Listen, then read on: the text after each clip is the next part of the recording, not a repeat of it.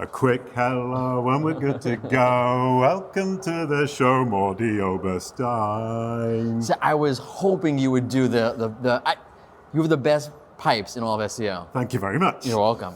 Welcome. We're at SMX in San Jose, forgetting where I am. Happy to meet you. Now, before we start, I just did an interview with Joyce Ong about video. Now, we need to look at the camera. That's our audience, number one. Number two is we have to stand close together. Mm-hmm. Feels a bit uncomfortable, that's okay. But it looks much better. And we need to move one little step this way. There you go. And that is the perfect shot, according to Joyce Ong. Thank you, Joyce. Thank you, Joyce. I appreciate that. So today we're talking about marketing and SEO collide. Oh, yes. And so you were talking about Google updates, and I was going, but what does that mean to a marketer? No, but it should. I mean, okay, so SEO, I have to look at the camera, right? No, you look at me, and then every now and then we kind of say... Phew, okay. Everyone's sort of like SEO... one more thing, sorry. You angle your body slightly like that. No, like that, there. Yeah? Well, you put it back a bit there. Perfect. Thank you, Joyce. Okay.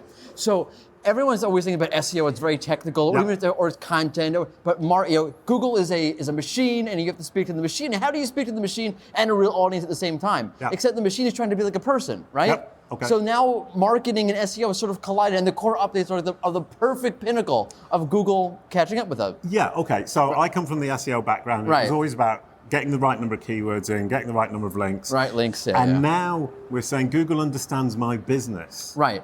Google understands who you are, right? So let's say and what I do. Yeah. Okay. Let's just say, for our argument's sake, you are a health site, and you offer all sorts of health information, right? Your business is making people healthier. Yep. Right. You have a website dedicated to doing this because that's what you're online. Okay. Yep. So Google understands what you're supposed to be doing, right? If you are a health site that's meant to go out and then offer health information, your business is about health information, then you better be offering health information. But if what you're offering is, you have some content that you're writing to offer your health information, but really what you're trying to do is, put some ads in there or some links in there or whatever it is to get people to buy a magical powder that you're selling. Mark's magical powder to make you healthier. Whatever. Or magic beans. Magic beans. Yeah, whatever it is. Whatever magical thing you're selling with your ads, Google's going to be like, well, are you really about offering health information, or are you really about offering, whatever it is you're selling? Yeah, I mean, the website as a money-making machine, right? Which is what a lot of us were doing. Yeah, I mean, so people will generally, let's say, I saw this with loan sites. What they would do is they'll offer a loan, and instead of explaining what it is, they'll try to use a lot of marketing language, like the best loan for you, whatever it is. But you should just do what you do, right? Google's looking at it. Okay, I'll put it like this. You ever go to a website, and you look at it and like, well, how does it feel to you, right?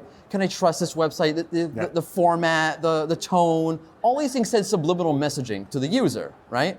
I can look at it and 3 seconds know, okay, this website is not trustworthy, this website is trustworthy. Google is doing the same thing. It's taking a look at a website and it's picking up on the same subliminal messaging that a user looks at. Google's looking at tone, format, all those sort of things. Yeah, and the question is it as good as we are?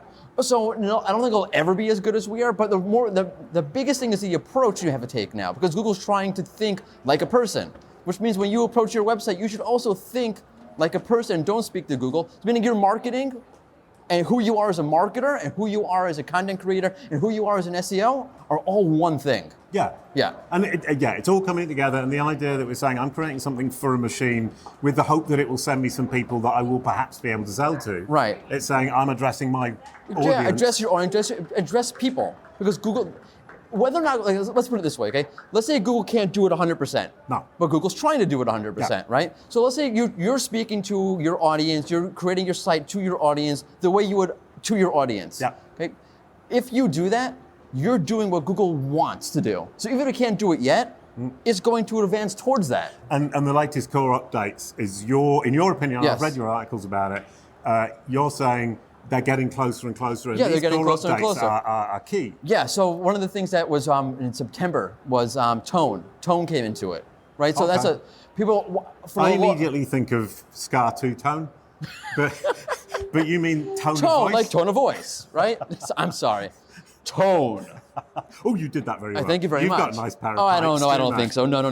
Nothing in comparison to you, sir. So for the longest time, if you'll go back and look at a search engine, optimization articles about tone, Google can't. Yeah. Tone is not really part of the equation.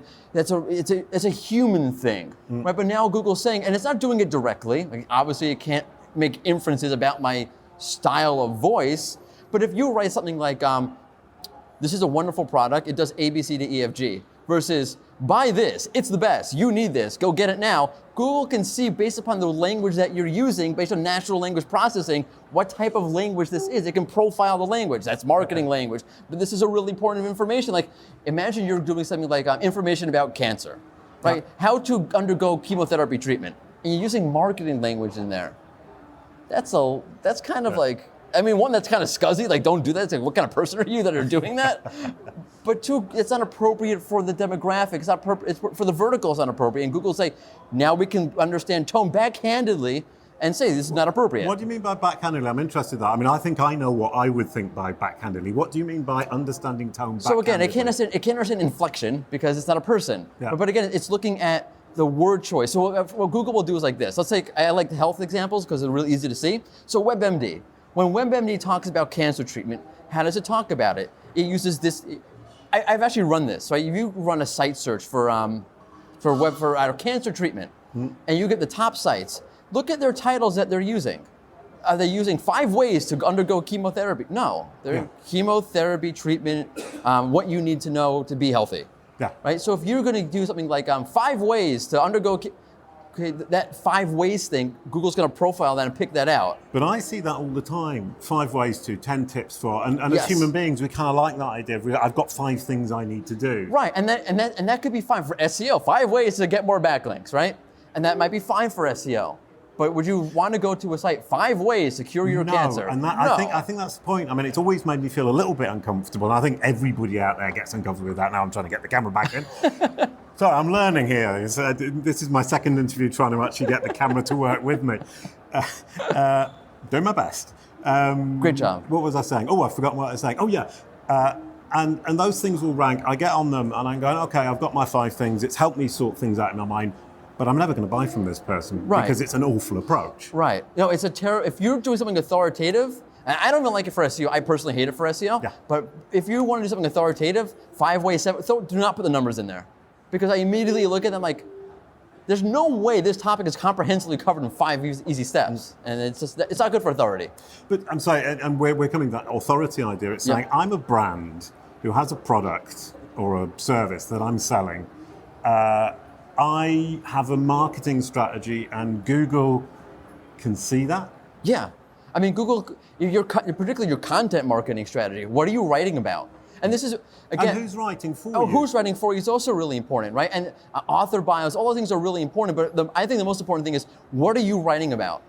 Because if you're, let's go with stick with the health thing, right? You do like it. I like it. It's really, we can do sports if you want to do that. Let's do sports, okay? I'm going to go with sports. Let's say I'm an American football, right? Okay. I'm just going to call it football. All right, no, yes. American football. Yeah, American football. From Europe. Right, so I'm not soccer. Yeah, okay. American football, right? So let's say I'm a site about football news, and I'm writing about soccer. Does that really make sense?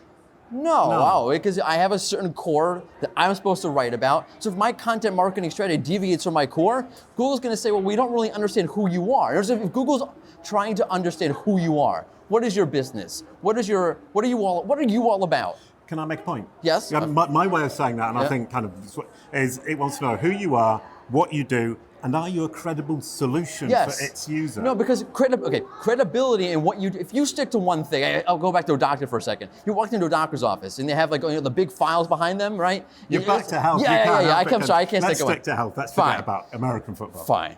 So you see all the files behind the reception area. You walk up to the reception area. It looks great. They have tons of files, tons of clients, tons of patients. They're very authoritative. And you ask them, I would like to see the doctor. And they answer back, great. Are you sick or do you want to buy car insurance?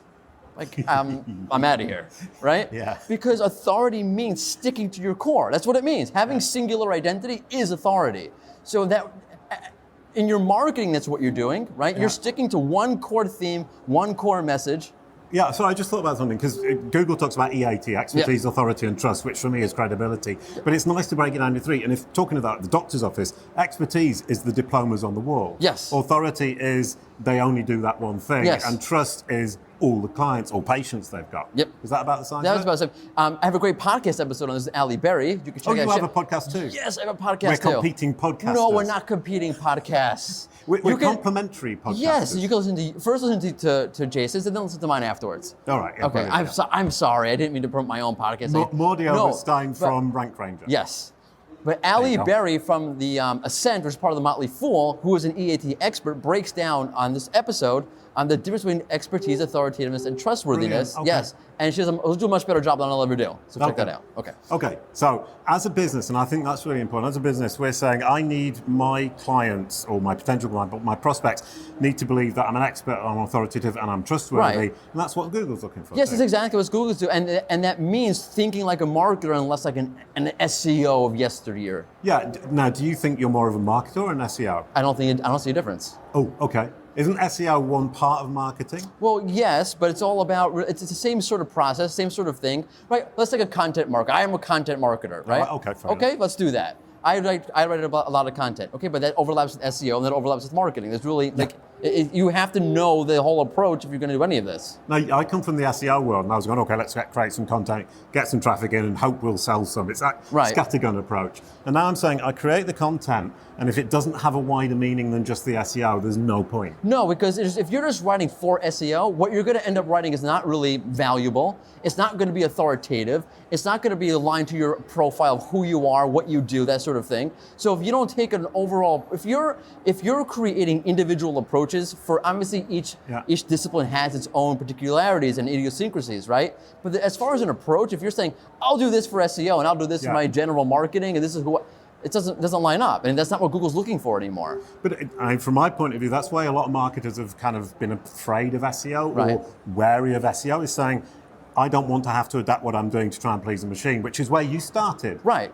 But you don't have to try to please the machine anymore because the machine is really a person. And the machine is getting to grips with all of this stuff, and it's understanding our businesses as a person would. Yeah. And it's not there yet. No, it's like Arnold Schwarzenegger in Terminator 2. He's trying to be a human. All right, yeah. Right? He's a cyborg. He's trying to be a human. He's getting closer. Okay. You see, I've never seen the film. Oh, really? Oh, you should definitely watch that. Does he win? I don't remember. He sort of dies and he comes back later in another movie. It doesn't really matter. It's complicated. All right. Terminator and health working. Health, football, Terminator, it's all related. Okay, fair enough. And it's all marketing. It's like Kevin Bacon, 50 Steps of Kevin Bacon, whatever it is. I think it's 6. Everybody is 6 steps away separation, from Kevin Bacon. 6 stages of separation from Kevin Bacon. But I once heard that some Chinese philosopher said anyone in the world is 6 steps away from anybody else, which might be a bit overambitious. I might be imagining. I don't know. No, that makes sense. Maybe Why is this Kevin Bacon? Why am I more related to Kevin Bacon than you would be? We'd all be related to Kevin Bacon equally. Good point. And, sorry, we've gone off topic here. We've digressed. I like the idea of a content strategy that addresses both my target audience, and this is what I've been trying to preach. I've written a brand SERP course, and I'm talking about this and saying you create your content that is valuable, and I love the word valuable, to your audience on social media, on your website blog, or on Mention, or whatever it might be. And that should also serve your SEO rather than the other way around. Yes, 100%. There's, again, if you have a certain message that's related to, why do you go with that message? Because it relates to what I do. It relates to who I am. And it relates to how people will relate to me. Right. That's the next lot. That's the flip side of it, right? Yeah, it's like that's the target. You're targeting a certain audience. Would you target a certain audience that's not related to what you do? No, that'd be insane. That'd be stupid. Yeah. So who you target is based upon who you are. So why would that be any different for what you're doing on the SEO side either? Brilliant. Thank you very much. My pleasure. Thanks for having me. A quick goodbye to end the show. Thank you, Mordy. Bye now. Thanks, man. No, was that good? Yeah, it was All great. right, awesome. Okay, cool.